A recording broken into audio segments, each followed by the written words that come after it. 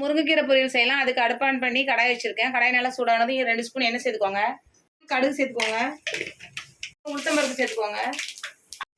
நறுக்கி வச்சுருக்க வெங்காயம் சேர்த்துக்கோங்க. கருவேப்பிலை சேர்த்துக்கோங்க. காஞ்ச மிளகா ஒரு 3 கிள்ளி வச்சுருக்கேன், அதையும் சேர்த்துக்கோங்க. கொஞ்சமாக உப்பு சேர்த்துக்கோங்க.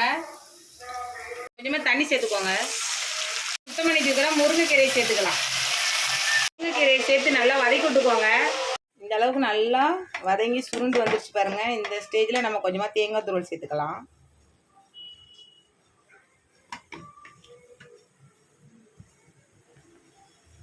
ஒருத்தர் ஒரு டிசைனாக செய்வாங்க. ஆனால் நம்ம தேங்காய் துருவல் சேர்த்து செய்யும்போது சூப்பராக இருக்கும். இதே மாதிரி நீங்களும் ஒரு வாட்டி ட்ரை பண்ணி பாருங்கள். சில பேர் வேர்க்கடலை சேர்த்து செய்வாங்க.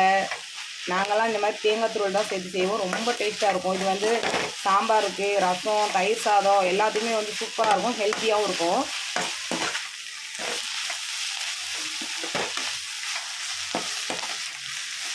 இதேமாதிரி நீங்களும் செஞ்சு பாருங்கள். பிடிச்சிருந்ததுன்னா மறக்காமல் நம்ம சேனலை சப்ஸ்கிரைப் பண்ணிக்கோங்க. லைக் பண்ணுங்கள், ஷேர் பண்ணுங்கள். பக்கத்தில் பெல் பட்டனை கிளிக் பண்ணுங்கள்.